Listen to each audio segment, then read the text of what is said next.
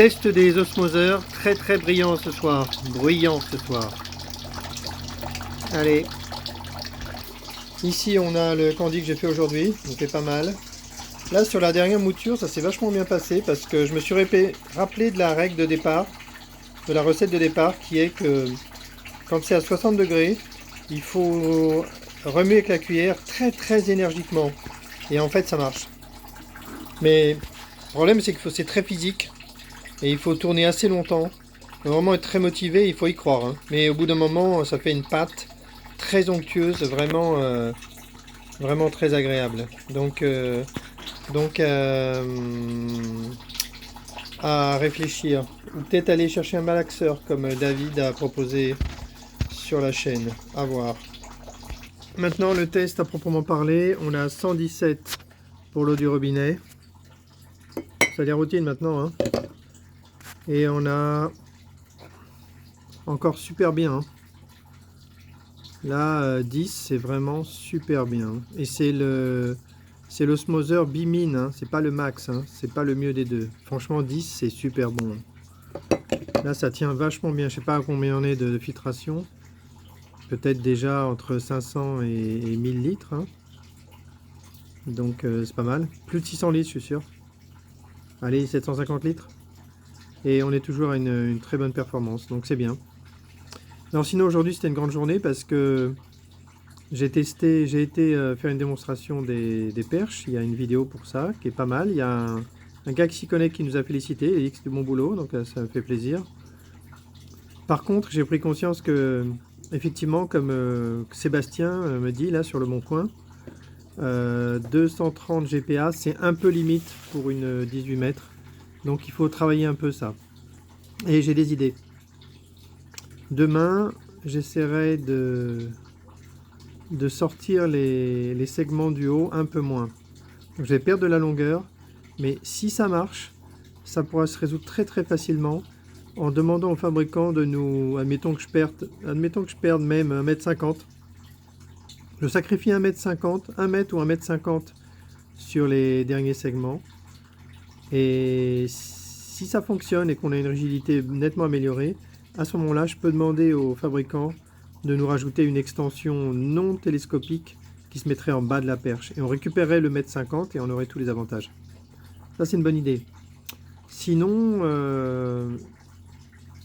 on s'est aussi dit que pour viser, avec la perche tout en haut qui bouge quand même pas mal, la 12 mètres, il n'y a aucun problème. Mais la 18 mètres, alors après, il y a 12, 15, 16, il faudrait tester pour voir à quel moment ça commence à être pénible. La 12, je pense qu'il n'y a aucun problème. Probablement que 15, 16, ça doit être parfait. Et 18, ça craint.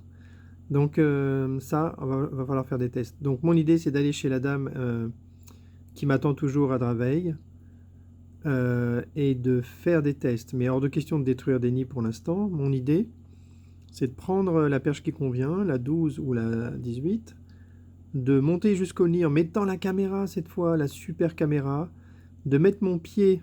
J'ai acheté un pied pour mettre le téléphone et pour pouvoir faire ma gymnastique de calisthénie. Je crois que je vais être déjà au moins en être à la 3e séance.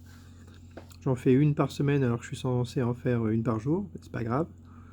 On va tout faire.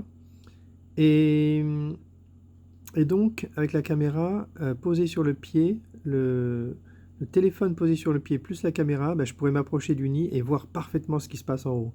Et là, on commence à voir que ça prend forme. Donc l'idée, ça va être de boucher le nid avec la mousse, avec un bouchon de mousse. Et ensuite, si on est tout près du nid,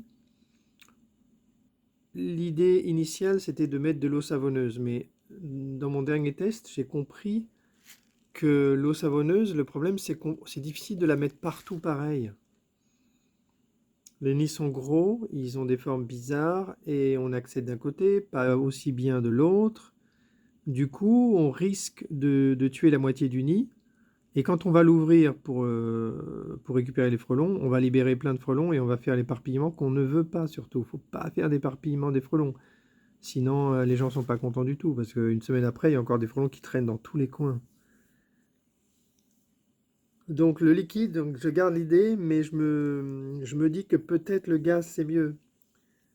Donc, il y a à nouveau l'idée du gaz carbonique avec soit l'extincteur, soit l'appareil Philips, là, la cartouche de CO2 pour faire l'eau gazeuse. C'est deux possibilités. Ou peut-être, encore plus simple, une technique qui a été montrée par un YouTuber et qui provient de l'Asie, qui consiste à balancer des vapeurs d'essence, tout simplement.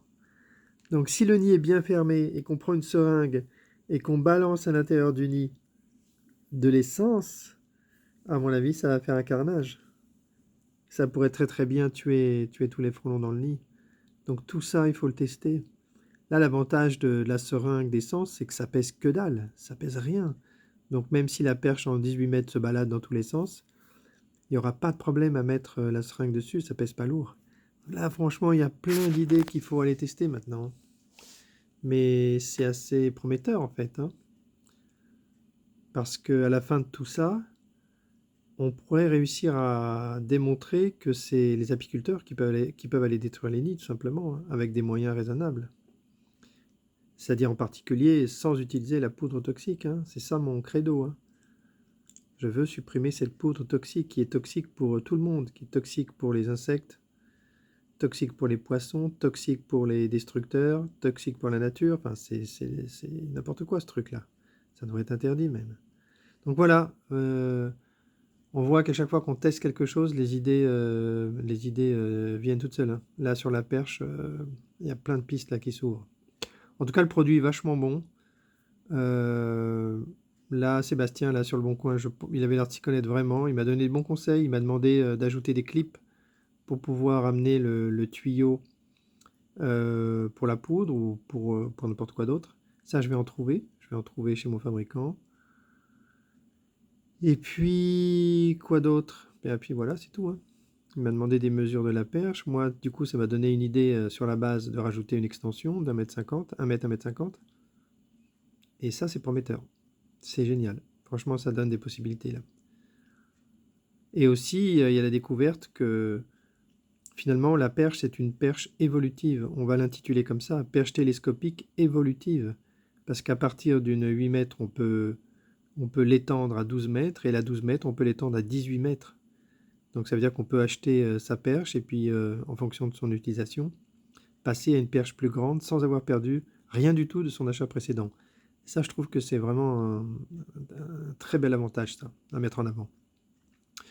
Du coup, André jubile parce que il revient à la charge pour faire une seule page produit pour les deux perches, et du coup, maintenant, bah, il a raison.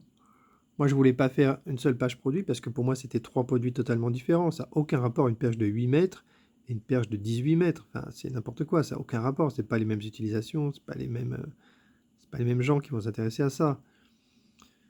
Mais par contre, maintenant qu'on a compris que cette perche, elle est évolutive, du coup, ça devient peut-être le même produit. Et ça peut se justifier de le présenter en une seule page. Donc à la fin, il va avoir gain de cause, on va finir par faire une seule page. Mais il reste encore à montrer des photos qui soient très claires. Il faut des photos différentes pour les trois perches, pour les trois tailles de perches. Et ça j'y tiens. Mais bon, ça paraît très très bien parti. Et demain, on doit absolument empaqueter les deux perches qu'on doit expédier lundi matin. Ben, je pense que c'est tout, hein. Je vais noter les ppm sur la vidéo et on aura la trace. Allez, terminé, fin de la vidéo.